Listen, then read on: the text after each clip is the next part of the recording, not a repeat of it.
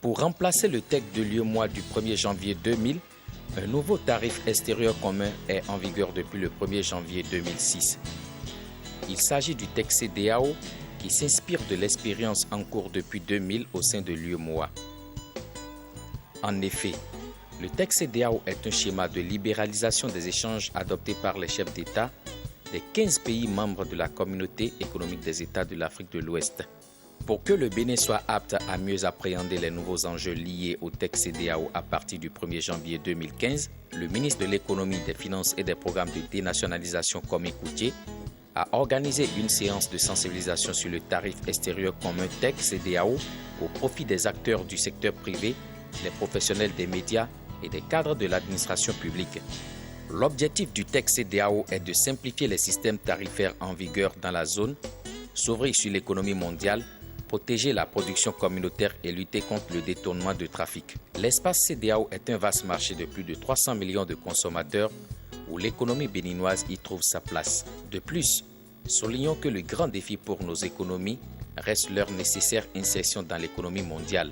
Et c'est pour ce mobile que les États de la sous-région ont ouvert avec l'Union européenne des négociations commerciales en vue de la mise en place d'un nouveau cadre commercial fondé sur les règles de l'Organisation mondiale du commerce. Pour que les objectifs fixés soient atteints, des critères de catégorisation ont été définis. Le TEC CEDEAO est classé dans la catégorie de 0 à 4 avec des taux variant de 0% à 35%. Le TEC CEDEAO, c'est aussi des mesures de protection complémentaires, à savoir la taxe d'ajustement à l'importation et la taxe complémentaire de protection. La cinquième est la nouveauté qu'apporte le TEC UEMOA au TEC CEDEAO. Elle protège essentiellement le secteur productif des États membres et a déjà permis aux États de passer d'une protection de 11,93% avec le TEC UEMOA à une protection de 12,5% avec le TEC CEDEAO. Le Bénin, quant à lui, est passé de 13,55% à 15,63% avec le TEC CEDEAO, mais cette progression de protection se fera-t-elle ressentir? Nous n'avons pas d'industrie. Nos industries sont faibles. Manque de ressources, manque de soutien, à savoir une banque d'investissement. Il n'y en a pas. Ensuite, vous devez savoir aussi qu'il n'y a pas un soutien soit au niveau social ou au niveau fiscal. Cette mesure risque de défavoriser le Bénin à cause de la faiblesse de sa productivité et l'inexistence de sa capacité industrielle. Il urge donc de créer des entreprises agricoles. Le Bénin a toujours tiré une bonne partie de ses recettes douanières de réexportation d'un certain nombre de produits vers d'autres États de l'Union tels que le Nigeria.